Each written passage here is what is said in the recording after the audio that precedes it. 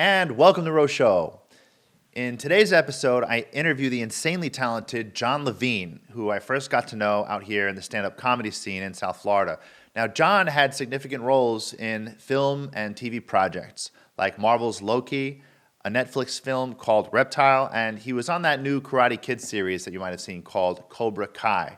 And his newest appearance is in a movie starring Anne Hathaway, and it's called The Idea of You. It's coming out on Amazon. He was just posting. He was at the movie premiere. So Jon gives us great insights on how to make it as an actor and what it's like when you just decide to go all in and do something that you're passionate about. So I decided to invite my friend as a co-host, Rene Besson, who I interviewed in the last episode. You might remember from episode 3 if you watched it.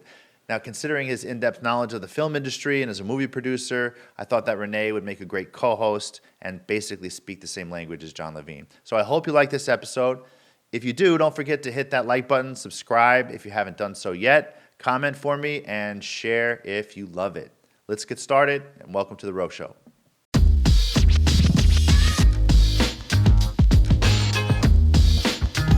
All right, what's up, Jon? Jon Levine. How are you, Chris? Long time no see, buddy. It has been a long time. Thanks for having me on. This is great. Yeah. You've come a long way since South Florida comedy scene, huh? Well, not too far. I like to think I haven't gotten too far past. Got to stay humble, but I'm doing some things, which is good. So I'm happy about that. You still doing comedy?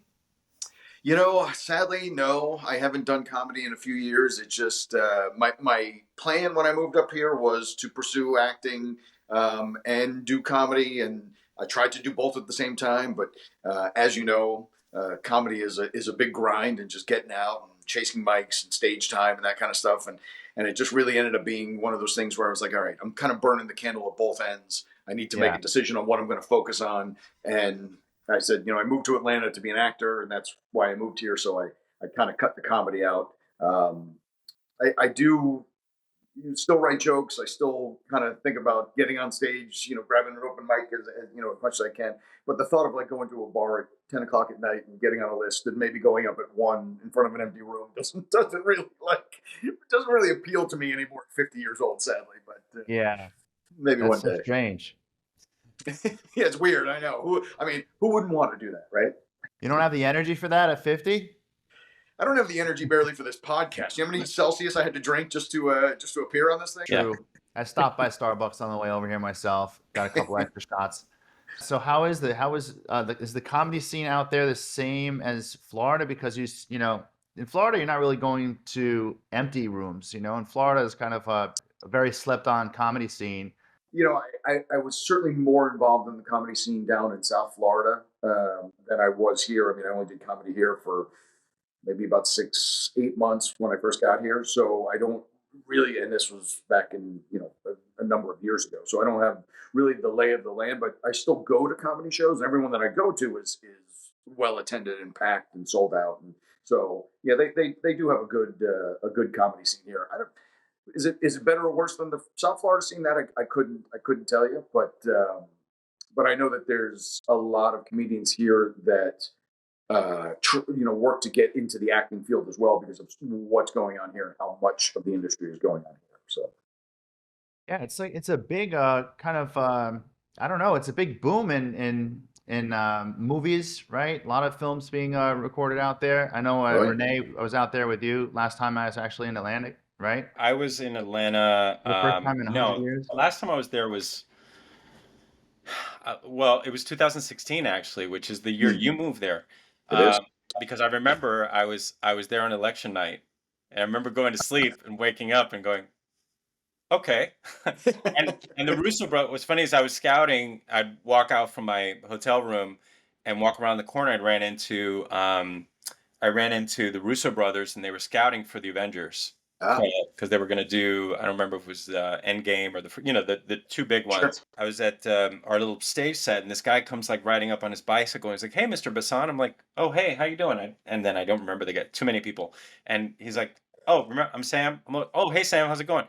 This kid, right, riding up on the bike was Chris Evans' stunt double. He was Captain America. He ended up second unit directing the Avengers movies. He just directed Extraction 2, same Oh, Sam wow. Hargrave. That's just kind of the way it works, right? Like you never know who's gonna come up and Never. pop and all that. So you just got to be, open to the universe and creatively good to people, Um, Oh, 100%. And back when we were doing more in-person auditions, that was always sort of the biggest thing was like, be a human being to everybody that you run into. And I from what I've never worked in the Los Angeles scene, but from everything that I've heard from Los Angeles actors to Atlanta, they're like, everybody's so friendly here. Everybody's so collaborative here. Everybody, is not trying to, kind of crawl over the next person. it's more collegial. Yeah. It's more collegial, yeah. Which Yeah. is, and listen, we're certainly not LA. There's no doubt about that. We're growing. We're getting bigger. They're starting to cast bigger roles out of Atlanta, not just your kind of the smaller supporting roles, which is amazing that I can see it from 2016 to where we are now. Who and what is being cast locally out of Atlanta.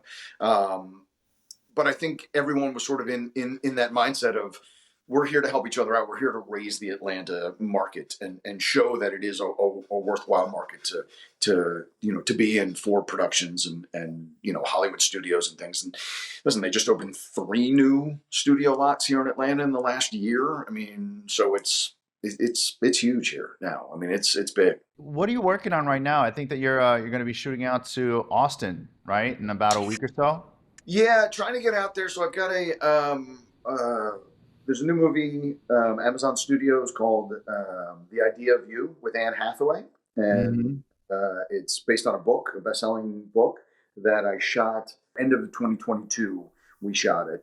Very funny movie. It's about it's not, it's a sort of dramedy type, rom-com ish type movie about an older woman who falls in love with a younger man. They fall in love together, and it's about that whole kind of age difference, May December relationship. So that's premiering actually at South by Southwest, the last night of South by Southwest. Yeah, you've gotten a pretty deep IMDb since Cobra Kai.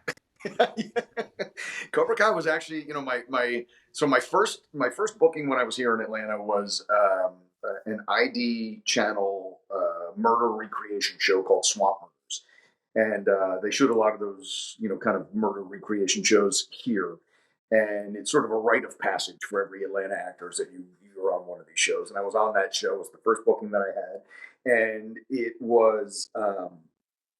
Show up on set, in hair and makeup, do your own hair, do your own makeup, you're kind of waiting in your car for things to go. And it was very kind of, I don't want to say low budget's the wrong word to use, but just, not a huge kind of blockbuster production.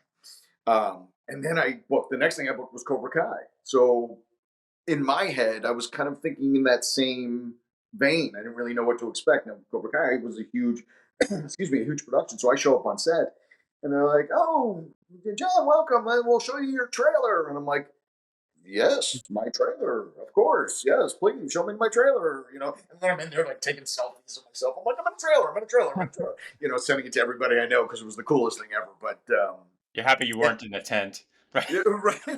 Yeah. I mean, listen. I don't think the ID Murder Channel I even had a tent. I mean, we were shooting in February and it was freezing. We had like a cold time. It was like 17 degrees outside, and the setting of the scene was in Florida in August. So we're all in short sleeves, shorts, Oh and they're God. like, "Okay, everybody, act warm." The whole crew is in parkas and scarves, and they're like, and we're dying, but.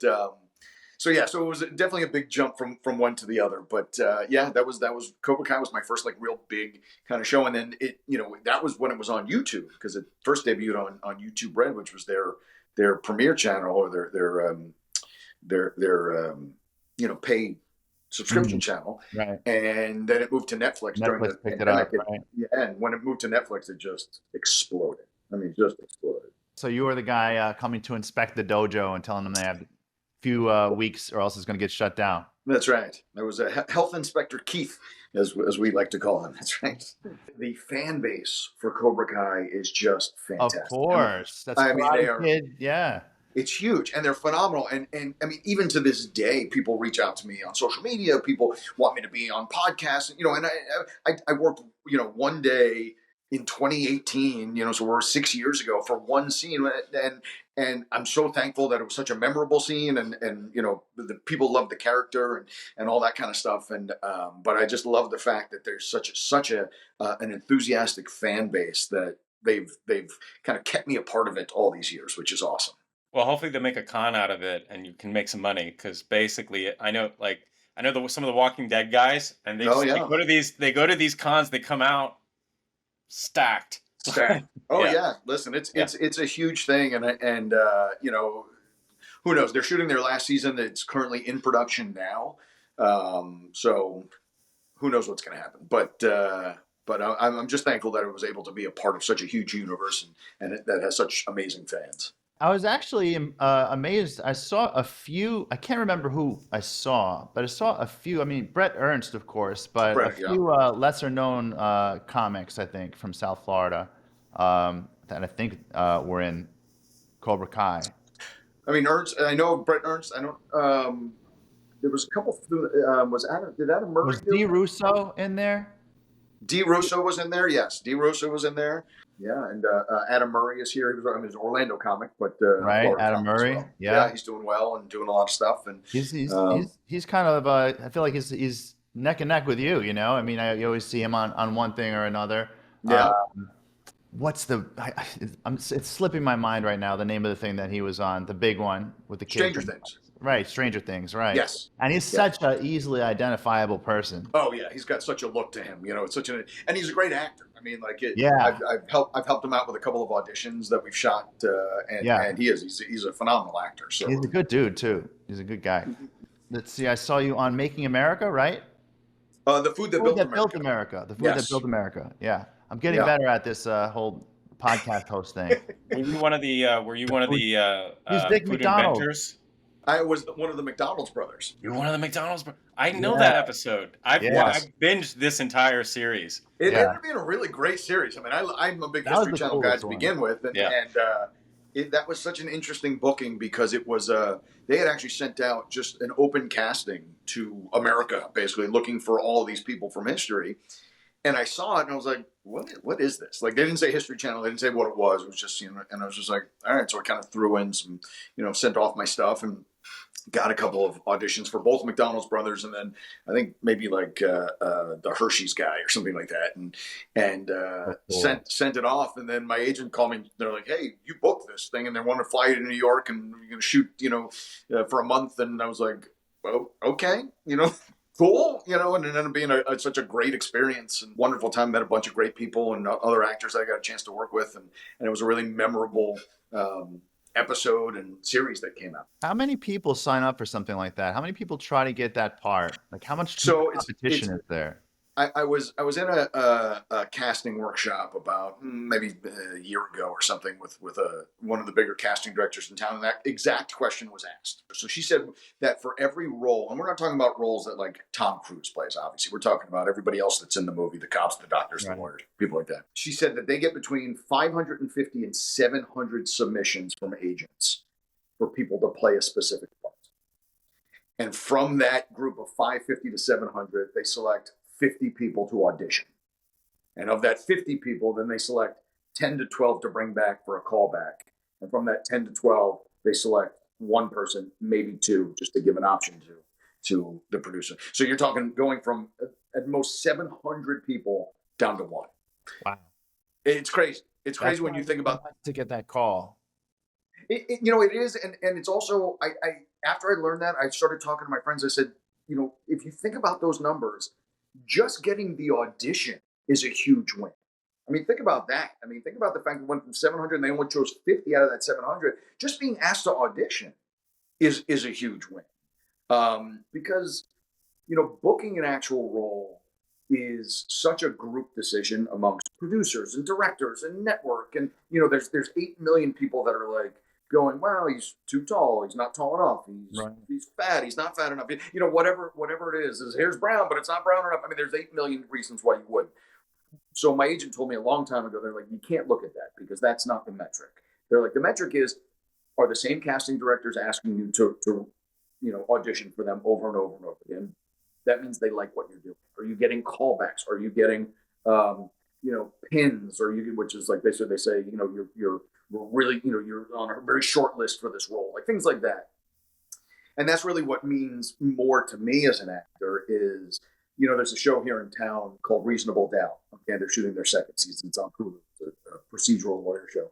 And I've auditioned for 5 times for the second season, 5 different characters. Haven't booked it. But the fact that casting director keeps trying to find me a role, they keep wanting me to audition because they want to get me on their show because they like what I'm doing.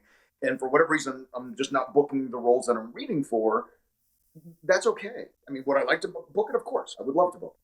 But the fact that this same casting director is seeing what I'm doing in each role and going, he's not right for that one, but let's see what else he can do. And that's really the thing you got to kind of take into consideration, because this business is just all rejection. I mean, it is all. I mean, that's 95%. I mean, my best year ever, I booked 9 projects, 9 different projects. So, and I auditioned probably 110 to 115 times that year. So it's really like 10% less. Right. Less than 10%. So, I mean, I got rejected 104 times or whatever it is, 106 times that year. But I booked 9 projects, and that was the best year I've had. And I was extraordinarily happy for that year. There are actors that go years without booking it. Right. So, John, last time I saw you, I think you were out in South Florida. I mean, it was a long time ago, years ago. You made a transition to become an actor from comedy. Did you always want to be an actor? And what happened in that transition? What led to the decision to transition to just acting? So I started when I was a child, and so I was born in New Jersey, and I lived there until I was about 7 years old. And my parents got me involved in commercials when I was like 5, 6, 7 years old. So I was being put in front of a camera at an early age. I had a SAG card actually in 1977. So that'll tell you, which is crazy, right? It's so yeah, literally my SAG membership goes back to 1977. But I didn't realize. Obviously I was a young child, but I didn't realize how much that experience shaped my life and what I liked to do and what gave me joy.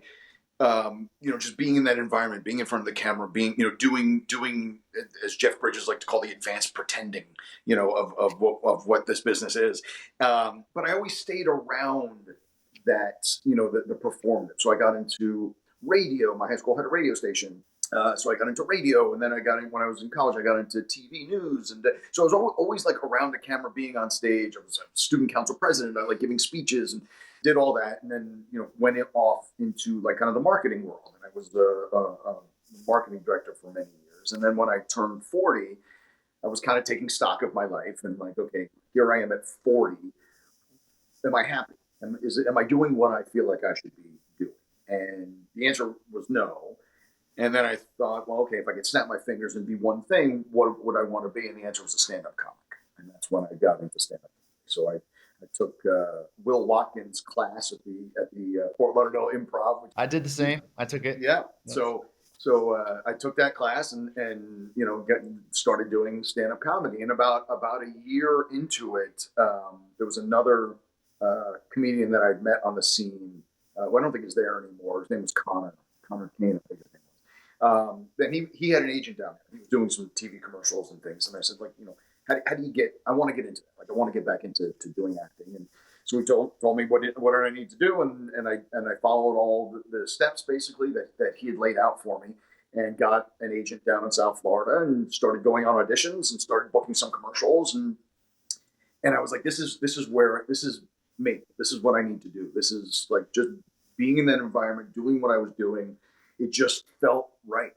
And in 2016, I was like, okay, if I'm really going to pursue this, like if this is really going to be what I'm going to do for the next stage of my life, I need to go where it happens. South Florida was okay for commercials and kind of smaller stuff. So I had to make a decision. Do I go to LA? Do I go to New York? Do I move to Atlanta? That year, my dad was turning 70 and getting older, and he lives in Boca, and I didn't want to be too far from him. So I was like, okay, LA is a little bit too far. New York, I love. I've lived there for many years when I was in my 20s and early 30s.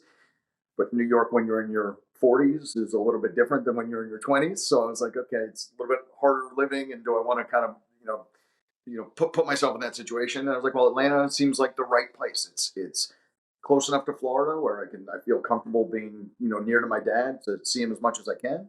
And it had a burgeoning market that was good for someone who was just kind of getting into it at that point. So I literally put my house on the market and threw the dog in the car and moved up.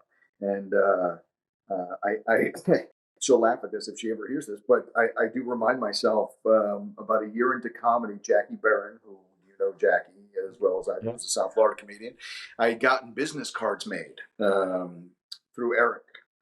Eric Rosenbaum, right? And I showed her the business card being a year into comedy, and she laughed at me. She's like, she's like, "You got business cards? Why would you even need business cards?" So She's a tough crowd, that Jackie. She is a tough crowd, and every day I wake up and I think about that, and that's what motivates me to be a better actor. No, I'm just kidding. But there's never a right time to do it. You just got to do it. You know what I mean? It's just, I was 43 years old. I sold my house, basically everything I had, and said, I'm just going to move to a city I'd never been into to pursue a career that, if you looked at the success rate of people who have actually been able to work in this career, you'd be like, who would ever get into this? It's crazy. And I said, this is what I'm going to do. And I did it. A lot of people want to know how the hell to get into acting. And, of course they have to welcome the rejection, right? They have to be willing to take 1,000 rejections and get nothing for what, years? And then eventually you get something, or, I mean, you just get lucky, or what do you advise people to do? It's so variable. Like, some people hit it on their first try and they do fantastic. Some people, it takes them 10 years to even get anything that's, close to where they want to be. You do it because you love it. That's the thing. If you truly have a love for it, I mean, just like stand-up comedy, people spend money and time and effort going to open mic after open mic after open mic with no return. There's no return for it. But it's your own love of being up on that stage and crafting a joke and telling it and getting the audience to laugh. And it's the same thing. It's, so I do get that question a lot. A lot of South Florida comedians have reached out to me and said, "Hey, I want, I see what you're doing. I want to do it too." And I tell them, that's great. That's awesome. I always tell people the very first thing you should do is take an acting class, because you might not like it. It might not be for you, and that's okay. But you take a class. It's a safe space. You can get up and do some scene study work and work with a partner and understand how to break down a script and understand all that kind of stuff, and try it out. And if you like it, great. Then there's a bunch of other steps you got to, there's headshots. So now you got to start investing some money, and then you got to, try and find an agent and, work on that. And then you just try to find a secondary source of income, if, to kind of sustain you through the times when you're not working. If you need something like that, some people are in better shape than others, but, and you just got to work at it, and like anything else, people see the end result. They see me here and think, oh, how do I do that? Like, and don't see all the other stuff that kind of, came before it. Okay. So you take a class, you get your headshot, you invest in marketing yourself. Where do you put yourself? How do you get yourself in front of people? So depending on the market that you're in, you have to, when you're starting out, you have to be in a market where the production's on. So you can't be sitting in South Florida and try to submit yourself to agents in LA, because they're going to be like, no, there's plenty of people around here. Right. Really, it wasn't necessarily that way with Atlanta at the beginning, but now there's enough actors and business and industry here where they don't look at people out, unless you have an established resume. They're not looking at you outside of this market. So you have to be in a market where things are happening. So that can be New York, that can be LA, that can be Atlanta, a little bit lesser of a amount, New Orleans, Chicago. So that's really, you have to make sort of that investment to be where it's happening. And then once you've done that, then you have to get yourself representation. And that's getting increasingly harder here in Atlanta, because so many people are here now. But that means just sending your headshots off to agents, kind of blindly with your resume, following up with them, doing all kinds of stuff like that, just to see if you can get yourself represented. Because not getting too much of the nuts and bolts of the business, but the way castings come out, and the way casting directors send things out to to be cast is it goes to the agent. You have to be a licensed agent to have access to those things. So you can't just be an actor and be like, oh, I'm gonna, I want to audition for a role on Stranger Things. You won't see those roles. Only agents will. But you will see roles for student films. You will see roles for independent films. You will see roles for things that you can do while you're doing these other things to get the experience, to get on camera, to build your craft and get better at it, so that when agents do see you or do ask you to audition, you have the experience that you need. And you have the comfort level of being of doing the work. So the food that built America, is that something that's independent? You find it on your own, or is that something that an agent helped you find? So funny enough, that was something that they just sent out, like kind of it's called an open casting, meaning they put it out on Backstage, which is a big casting website, and they will do that when sometimes productions will do that when they're looking for something that's fairly, I guess, specific or general enough where they don't have like specific actors in mind, or they're looking for people who are not part of the established, kind of system. So that just, like I said, it just happened to be, I was looking at Backstage and I saw it and I was like, okay, and I submitted it, and then, it ended up running through my agents, after the fact, but that was just almost more like happenstance that it just kind of came. Now you can, if you don't have representation, you can go to get a Backstage membership. You can get an Actors Access membership, and look at the castings that are available. They're all open castings, and submit for them. And like I said, they're your student films, they're your lower budget stuff. Sometimes it's unpaid work, but again, it's just you're trying to build a resume reel so that you have something to show people. Like in any other job, I mean, you go to apply for a job anywhere, you show a resume, and that just shows what you've done in the past. Same with this job. You were very lucky in that you had a SAG card since 1977. But when I started, I was an extra in movies in South Florida, and what advice would you give for somebody who is, and just people who are interested in getting in? So I will say this: so Georgia, like Florida, is a right to work state, so you don't have to be a part of the union to do union work. Mm-hmm. So even though I originally had a SAG card in 1977, when we moved to Florida in 1980. My parents stopped paying the dues because there was no industry in Florida. I'd stopped doing commercials. SAG kept me on the rolls until 1992, and then they terminated my membership. So I only found that out literally after I did Cobra Kai, because I was looking, because that was my first kind of SAG show, and I didn't realize that I even had this membership, when I was a kid.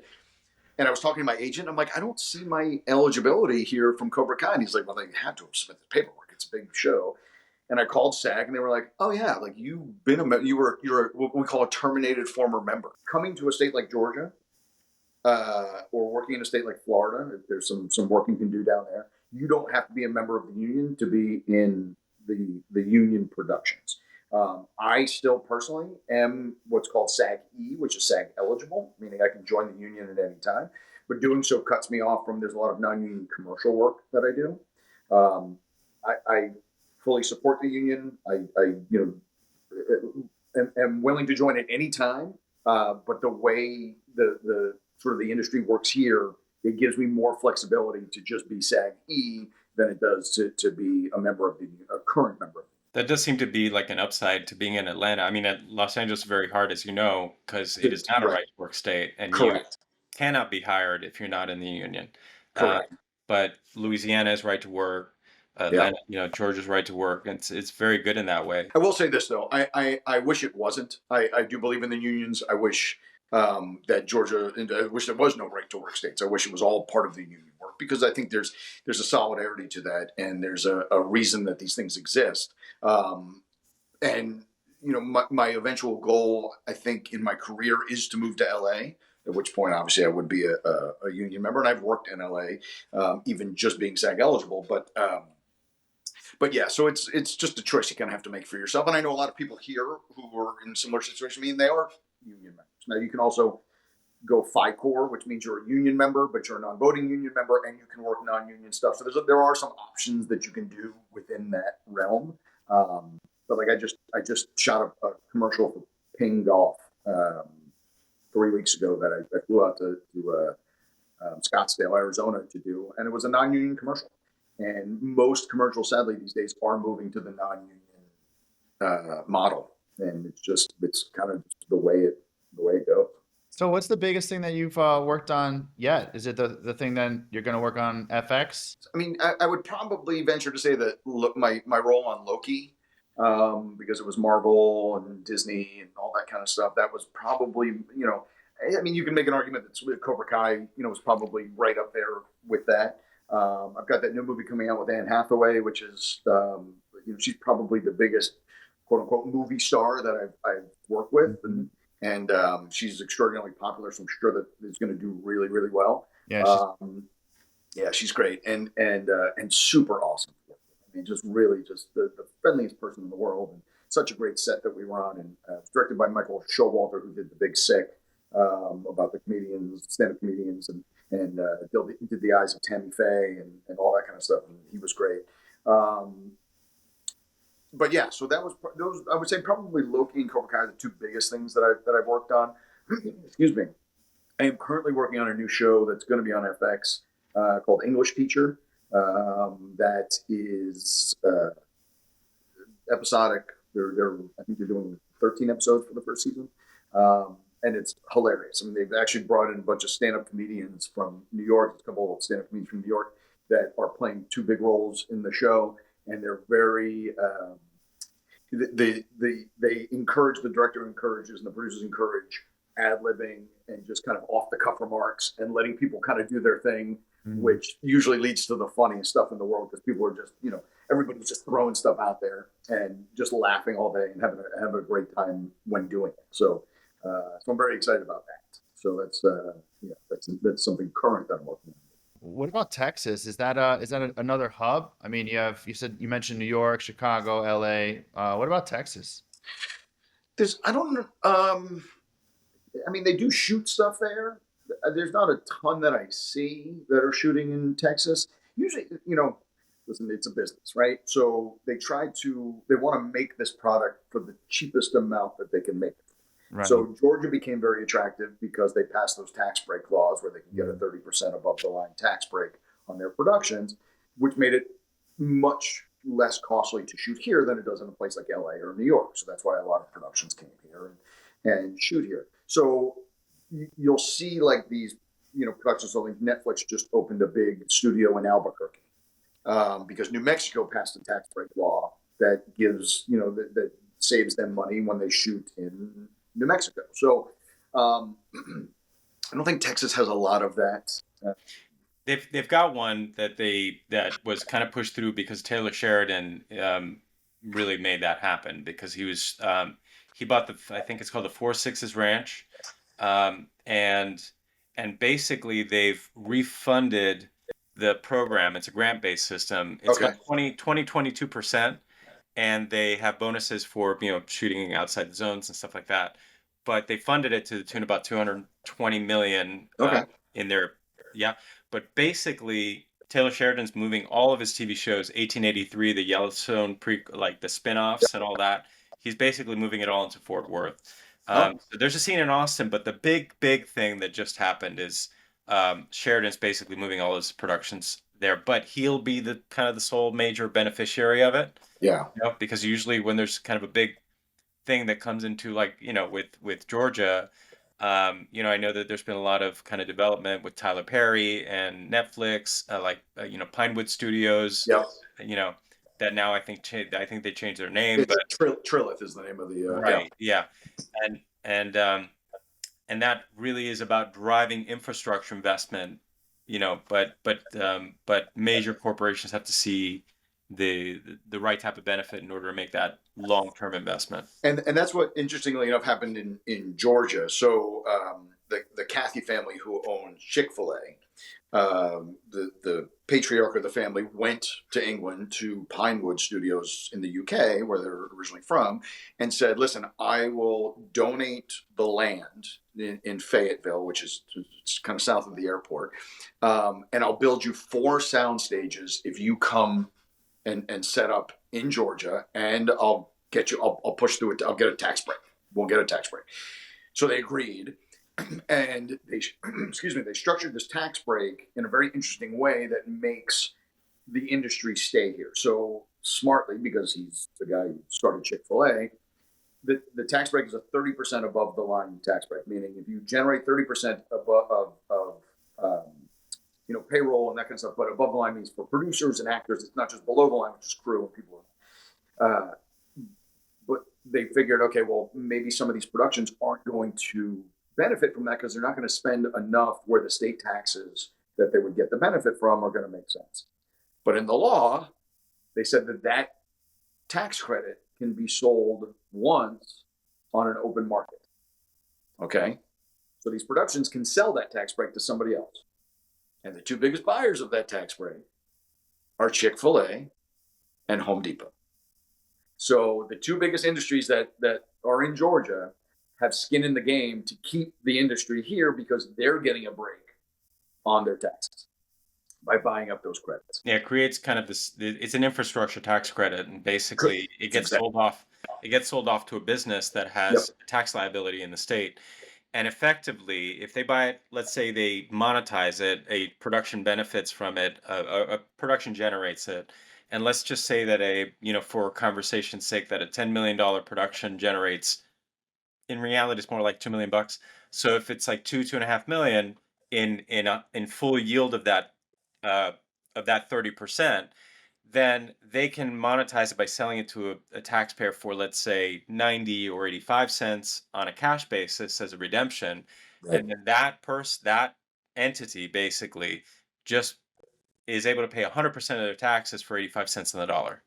Right. Yeah. They're saving 10 to 15%. They gain a lot by doing doing it. They do. And then it encourages brick and mortar industry, infrastructure, native, for lack of a better word, indigenous production. Because then they also then usually enhance for indigenous production in order to promote the creation of the financing of the movies and the television products within the state as well, as opposed to it just being money that comes up from the outside.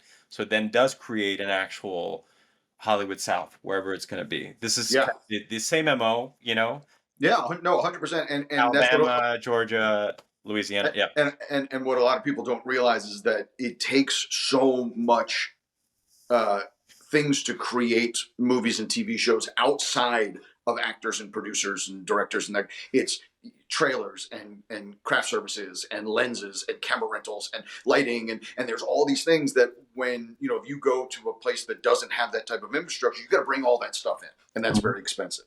So when I got here to Georgia in 2016, there was a huge crew shortage because there was a lot of productions that wanted to work, but there wasn't a lot of crew living here because they didn't think there was enough, business or enough industry. That obviously with the crew shortage, they were paying a lot of money. So all these people started coming here. And now, with all the studios, with all the camera rentals, with all the trailer, there's so much infrastructure. Somebody can just step in, get everything that they need, and it's all in one spot. And they don't have to bring in anything from the outside other than maybe talent that they're bringing in. What's your ratio of like name to non-name roles, and what's your feeling about that? Because it's always a thing, right? There's like accountant, and then there's like Bill, right? Yeah. And then hopefully I've had people call me up and be like, "Look, just can you just give me a name? Doesn't matter. I know it's like two lines. Can you just give me a name so that it doesn't show a generic, a generic name in IMDb?" Right. And what's actually funny is like outside of the industry, you don't really like people wouldn't know that outside of the industry. Right. That's like a thing, And I've been thankful that my no-name characters have been diminished, and I'm now moving into the which is great. Yeah, which is great. And now I'm starting to do a lot more guest star stuff as opposed to just co-star stuff. So it's and in this business, like any other business, the people who are in charge of those things need to trust you, so they can see the stuff that you've done in the past, or see the people that you've worked with, and they say, "Oh, I have no qualms about putting this person in my movie or giving this person the role because I know that they can do the work. I've seen the work that they've done. That I'm not worried about them not showing up to set. I'm not worried about them being drunk. I'm not worried about them being an asshole to somebody. Like I have confidence in them." And now I get things like unreleased roles where casting directors will reach directly out to my agent and be like, "Hey, I've got this role. I think Jon would be great for it. Have him audition for me." So it's things that before they even send it out to everybody, I'm getting opportunities like that. So, it's slow going. It's like anything else, but I looked at, where I was, in 2015 when I started doing this to, 9 years later in 2024, and obviously you can see the trajectory of how things are going. And it's, you just just keep moving forward. One foot in front of the other. What So. about the deepfake AI tech now? Do you feel like the doors are closing on people that want to get into acting and being in movies now that people are selling or giving permission to production companies to use AI, deepfake their who they So are? what's interesting? I think that's going to affect background actors first. I think that you're going to see a lot of like extra work go away. It's not gonna. They won't really Mm. need them on set at all. And isn't that how a Um, lot of people start though, with those extra yeah, yes and no. It's. I think roles? there are people who do start that way, but it's not as many as it used to be in the past. Now people kind of just Yeah. jump into things, And the reason it used to be to get a SAG card to even work on projects, you could work as an extra a certain amount of times, and that would earn you a SAG card. Then you could start auditioning for the actual roles. Now with things like right to work states, it's a little bit different. You don't necessarily need to go through that path first to get to where you need to be or where you'd like to be. But I think the AI thing. I mean, they've been doing crowd cloning for a long time. They don't get stadiums full of people anymore. They take 10 people and they make it into 100,000. Right. They're starting to do that now. It's starting to get good enough where you can have people who are in the background of shots, crossing in front of shots, where it looks realistic enough where you don't have to have an actual person that's doing that. You can put two people at the bar and digitally, and it looks as if you have two people at the bar, and then you can decide, I want those two people to be women, I want one of those people to be black, right? And you can just kind of keep changing it as much as you want. As far as actual principal actors, I think it's a ways off. I'm not saying it's not going to happen, but I definitely think it's a ways off. Um, you know, it's there's no it's like chat gpt. Like, you have chat gpt to write you something. Can it write something that mimics how a human being writes something? Yes. Is there any soul to it?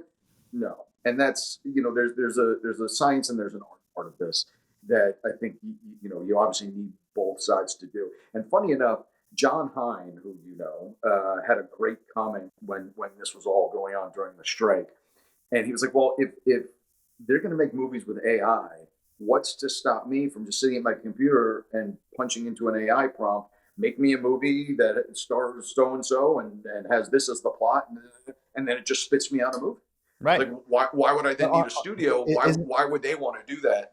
To basically put themselves out of it. It does that. That's the whole thing. It's best used as a tool and an iterative thing at that, well, an enhancement thing at that. Yeah. But for it to be a fully generative thing, because it does democratize. It can be used in a way where if it fully democratized everything, then there would be no way for these people to make money. So they're not stupid, right? They're not going to let it get to the point where Just make your own custom movie at they home. can't. Right. Yeah, if they had no way to be proprietary and completely control the process so that they could profit off of it, then they're putting themselves out of business. Yeah. well, I mean, I guess you could probably say something similar looked like it was going to happen to the music industry when music started going online and Correct. YouTube started disrupting everything, but they found a way to make money on that. The power kind of shifted to the talent, I guess. Maybe that'll happen where the power shifts away from the talent, and it starts shifting towards just the production companies once they start buying up all the likeness. And I actually heard that there is sort of a goal or a plan to create customized movies out of likeness. Is that just a rumor, or is that something that you guys have heard too? I mean, I haven't heard anything It's about that. what it is that there's license there's companies that own the likenesses Bruce of certain dead Willis, stars, like Marilyn Monroe Tom and John Brady, Wayne and like right, Harris. and Gary Cooper. Right. So they sell. They've scanned themselves, or they've created these things, and then their Right, estates license it out, right?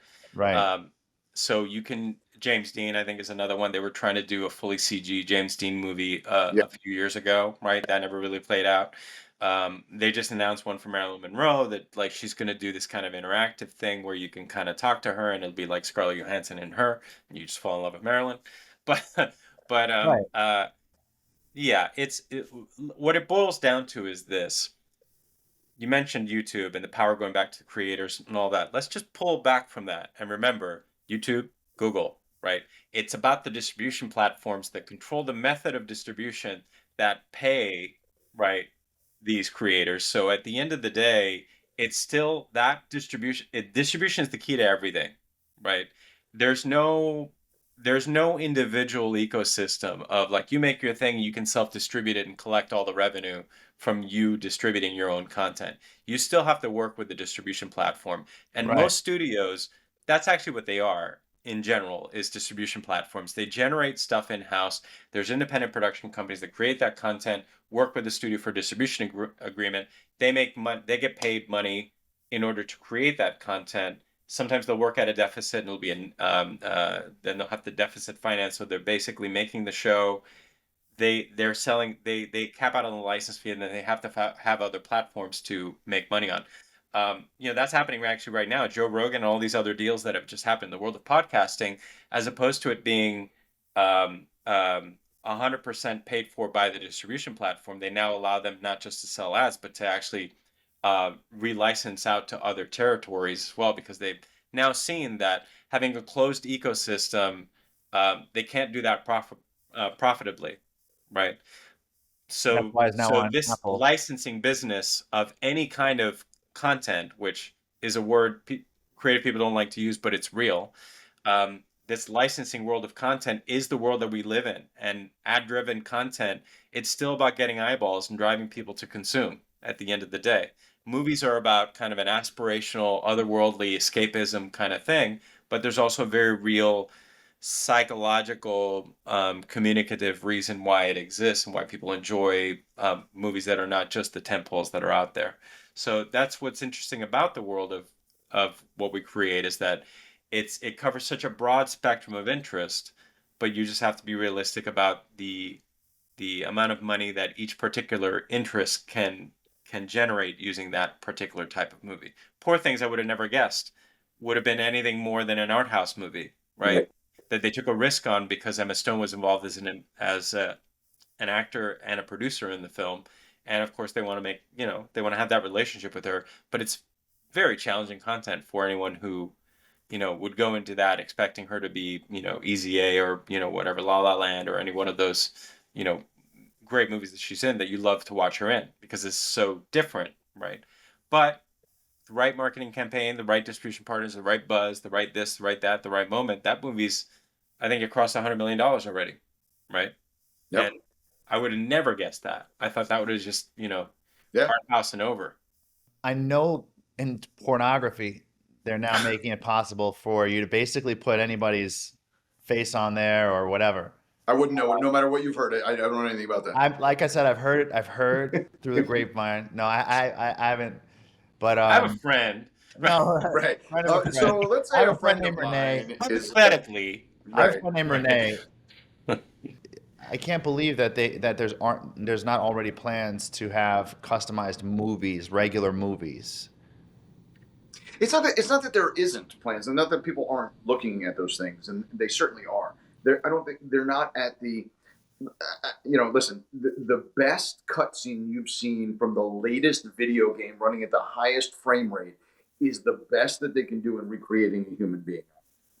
Up close, Good looking at their face. So. But they know what's coming. They know what they'll be able to do very soon. So Correct. I'm sure we'll down the road. But yeah. Can you do now that they've got that Sonera or Sarah or whatever it's called, that new no, yeah, or Sorrow, yeah, right. So it can do up to 60 seconds of video from a prompt, from an input. So it'll do different camera shots. It'll do different environments, that kind of stuff. What it's not doing is just showing the actors' faces right up close. Right.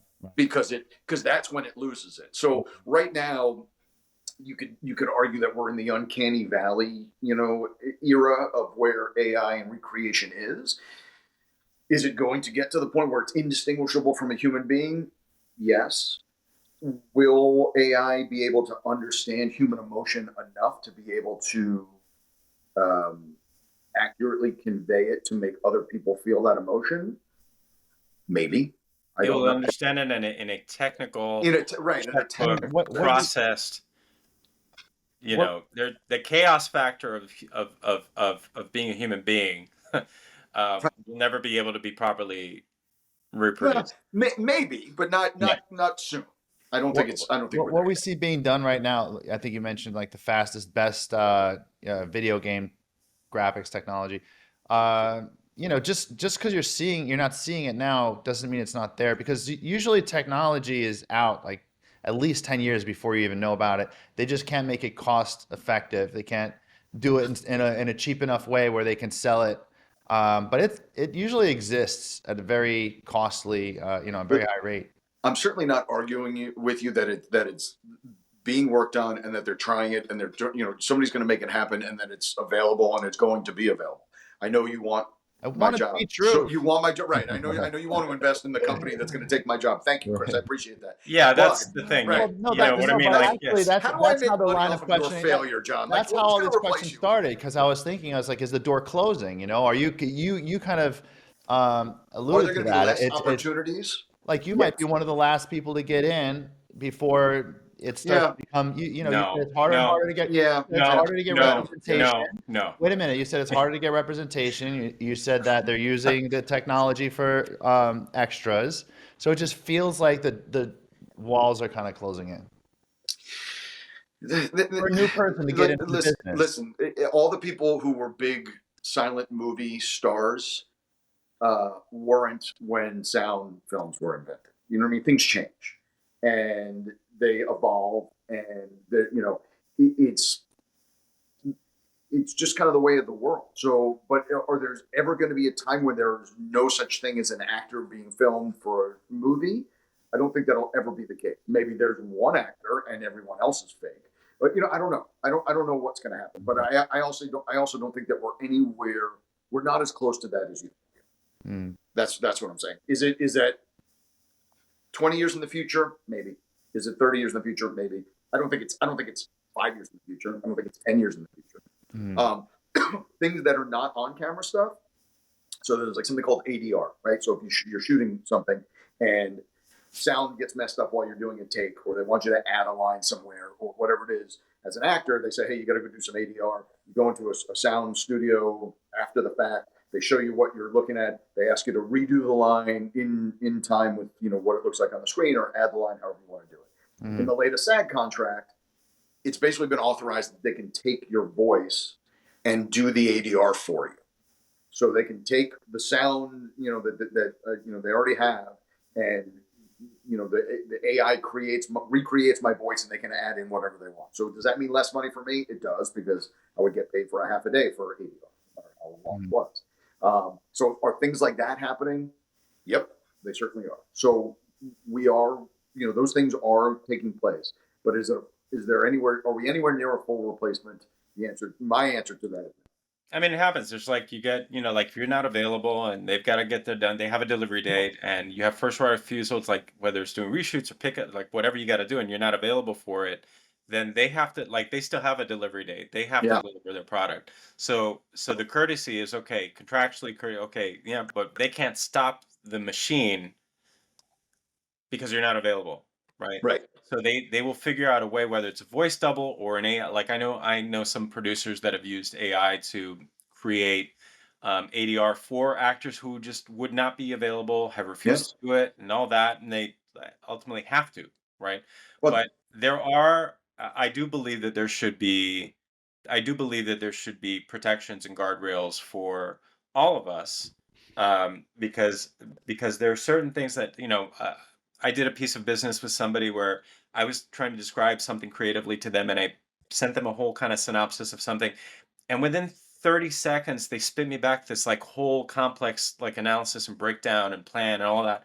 So all you did was spit that into you copied and pasted that into Chat GPT. right. You spit it back out at me. You didn't even look at it. You didn't contextualize it. You didn't think about it as a human, like would with experience, with And that's life very experience. ultra woke.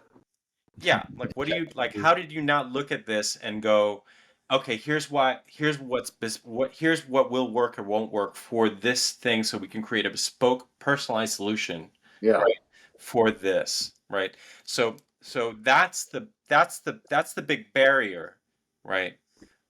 Because it still will always, I think, need a human filter, ultimately, no matter what, right? Somebody's going to have their judgment, personal judgment in there. And until we have completely gone God and recreated a human being, we'll always have that, which is a good thing.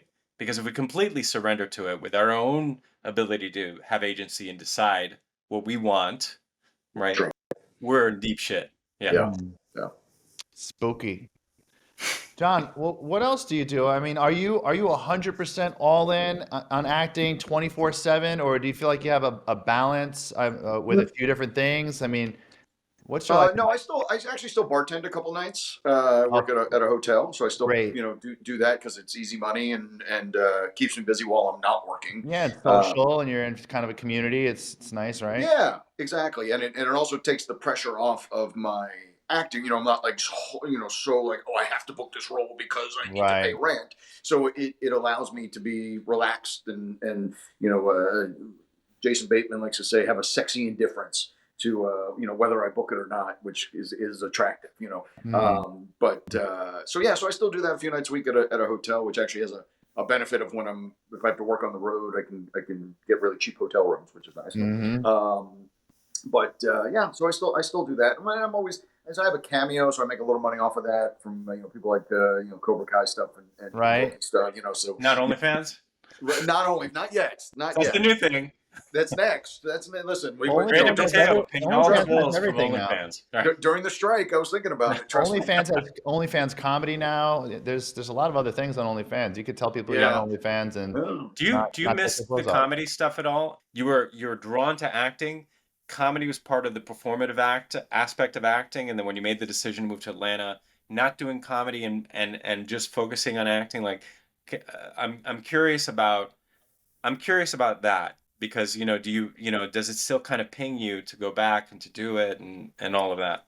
So I I think my desire to be performative manifested itself in the stand up comedy at first, and so it wasn't like I had such a hard time breaking up with the comedy because I had the acting. So I still had that outlet for doing for having that performative outlet. Having said that, I do miss going up on stage, and I still write jokes. I still anytime something I think I can turn into a joke comes on, I'll sit there and I'll write it out and I'll figure out how to make it work, and I sadly don't do much with it as of right now. So But much I do going on. miss stand up comedy is such a wonderful art form, and it's so hard to recreate that anywhere else because it's such a naked art form. It's just you on stage. So I do find people that I used to get asked a lot, you find stand up comedy harder or acting? And I always say acting, and the reason being is because when you're on stage, you're like almost the producer of your own show during the time that you're on stage. If you want to change the order of your jokes as you're saying them, you can do that. If you're ad libbing a punchline, you can do it, and the audience has no idea. They're seeing the show for the first time. When you're acting, there's 75 people standing around, all with a document in their hand of exactly what you're supposed to say, when you're supposed to say it, how you're supposed to move, and what you're supposed to do. So Wow. there's things. So you're almost beholden to other people, So rigid. while you're doing it. Now that I've done it more and I'm becoming more mature in the acting world, I don't sweat that as much. It's become like my own, like, I'm going to do what I think the character's going to do and how the character's going to move and say with the character, whatever. I'm obviously sticking to the script, but without worrying about like, oh my God, is the producer, or the director, did I not hit that mark today? That stuff kind of goes away. But it's certainly, there's two sides to it. But the short answer to your question a long way around is I definitely do miss it. And I think if I had a more convenient way to do it without having to run around and chase it, I would, so, and maybe that's something I'll look into doing this year, is finding an open mic that's, Yeah, it's like maybe once a month, just to get out there and get on stage and do it. Yeah, it's like how a lot of actors are also musicians because if they're not always acting and they have to scratch that Right. creative itch, they're able to perform and make music and they're able to kind of, express themselves and get it and work on it and get it out in between these very specific, because all of these things have to go off in the right direction for you to just have those like 5 minutes to Yeah. perform in acting. It's true. All of these other things have to go right versus grabbing a guitar or just expressing yourself on stage, finding a venue to do it, and just doing it. So it's analogous, I think, with the stand-up comedy. I agree, but I will say this, just circling back to me bartending a couple nights a week, that's actually a very performative thing as well. Being behind a bar, and that's what always drew me to it, is the fact that I'm interacting with human beings and almost putting on a show for them, making them laugh, saying interesting, whatever that is. So there's a performative aspect to that. So I do certainly get a little bit of that itch scratched when I'm doing that. I was just on your Instagram and I was looking at the reel for Bloody Cheeks. Oh yeah. Yeah, Yep. that's an amazing acting job. I have to give you your props and respect there. Yeah, I mean, I was so impressed. I was impressed enough, of course. I want to have you on the show and talk to you. But right before we got on this show, I watched that, and holy shit, man, that was deep. That was really good. Yeah, and I mean, I want to say it in a respectful way to the other actors because they were doing a good job too. But I mean, I felt like you really stood out. I mean, I was like, it was very serious when you were talking, and I leaned in and listened, it really Oh, thanks, it man. I made appreciate. I it made- appreciate that. I yeah. appreciate that. Uh, I've learned over the years that a huge part of acting is not doing anything. what do you mean by that? It's about being. It's not about acting. Like I have a thing on my wall here in my studio that says I'm not an actor. I'm a feeler. And it's about me feeling the emotions of the character and what's going on in the situation and living truthfully under those circumstances, rather than me trying to act like I'm doing it. Become the person. Yeah. So it's how you present yourself on the outside is 100% related to how you feel on the inside, and you're not consciously projecting things on the outside. They're coming out because of the way you feel inside. So, you know, you don't act scared, you are scared. And the way you look on the outside is because inside you're scared. So, that's, I don't know the best way to describe that, but it's just more about being and not about acting. That makes sense. Do you feel like on some level everybody should take a couple of acting lessons? I feel like there's a lot of people out there that they have this inner dialogue and they're afraid to speak. Then maybe they're introverts, and if only they felt comfortable with their presentation, they would have a easier time socially, right? A So hundred, 100%. And the thing that I never knew about acting that I love so much is the psychological aspect of it from a digging into people and personas and what makes people tick. And I get a script and it's just words on a page. It's literally somebody's name and what they're saying, and you have to dig in and understand, why are they saying these things? Why are they acting the way they are? How are they acting? Are they does this make them angry or does this make them happy? It could go either way just by what's written. What is going on inside of their head, that causes them to have this behavior. So you start to look at other people that you interact with and see, and kind of study the way they are interacting. I do actually do it a lot when I'm at the hotel. Is I'll watch people from across the room that are just sitting having dinner or something, and watch them. I can't hear them, but I'll watch their interactions, their mannerisms, and trying to kind of discern what's happening in their lives or what's going on in their conversations, because it's just a wealth of knowledge that, as an actor, you want to be, you want to reach into that tool chest and be able to kind of pull out, when you need it. you think you got really good at doing that, what you just described, from being a comedian? Because from doing stand up, you get to, when you do crowd work and things like that, you get to really know people, just kind of how they look and how they move, and you can almost guess what they do for a living sometimes. So now you're looking at people as a bartender, kind of just trying to channel what Yeah. they're doing, right? Yeah, So no, certainly. Certainly my stand-up comedy has 100% informed my acting work, and it's helped me tremendously. And you'll see a lot of improv people also do well as actors because they're able to think on their feet and react in situation, because you're put into a situation with other actors or whatever scene you're in, and maybe it's not specifically written on the page, but there's something that comes to you while you're naturally, because of who you are mhm. and the situations that you've been in previously, comes to you that works so well and makes it so real, because it is real. It's just naturally how it comes out. the show that I'm working on for FX, like I said, they have a bunch of or not a bunch, but a couple of New York stand-up comics that are playing some big roles there in there, and they encourage improv, they encourage off-the-cuff remarks, they encourage all that stuff, I love which shows really like that. brings out the funniest stuff because people are just, we're laughing and we're almost trying to make each other laugh, and that makes it even funnier because you're almost trying to get somebody to break, and that kind of gives you almost a goal to kind of go after, and it's that kind of stuff is always gives you the best. Who do you think is right now out there that people should know about, like that's coming up right now? Somebody who's not very well known, but you think will most likely explode? Oh, outside of myself, I mean, in your opinion, outside of you, right?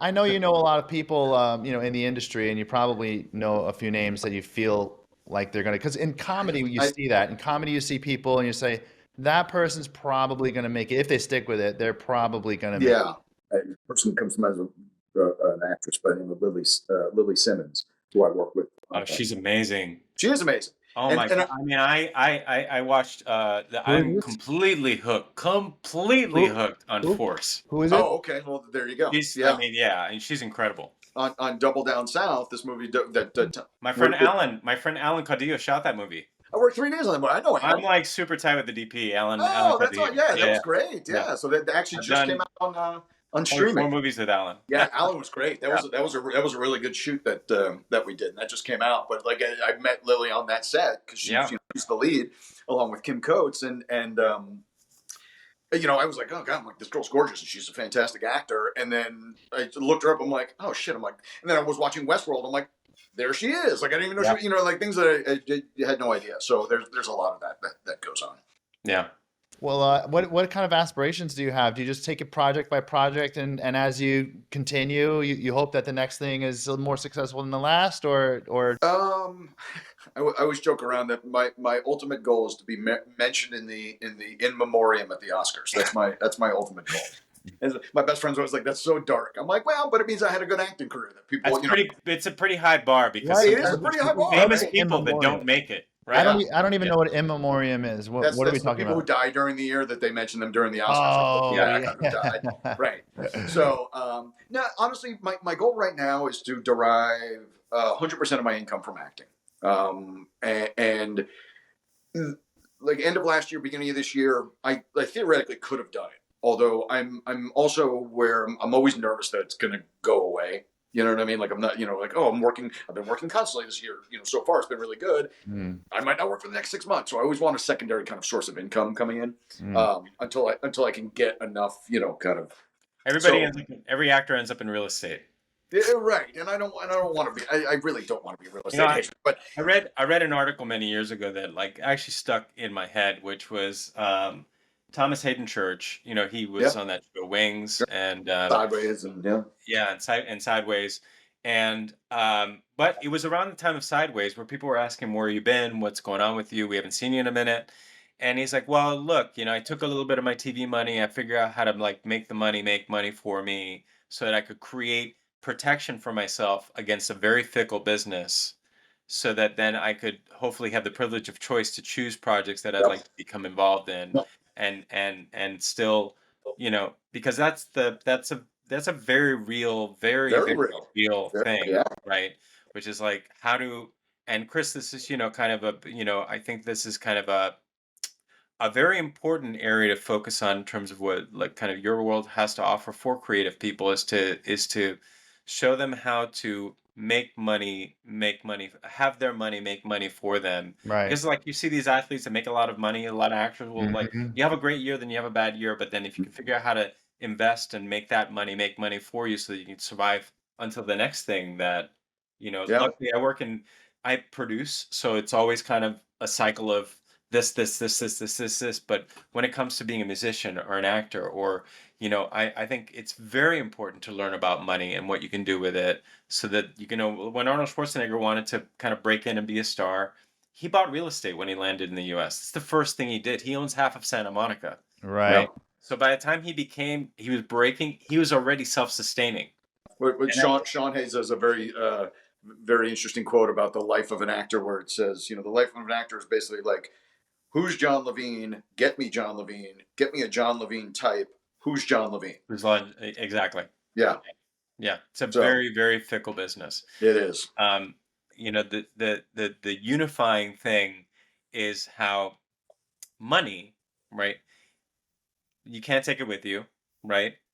It does provide you some security in your life, but ultimately what you do with it and what you leave behind because of it, right, has to tap into some primal drive that you have to connect to the world that you're in while in this very precious time that you're in it.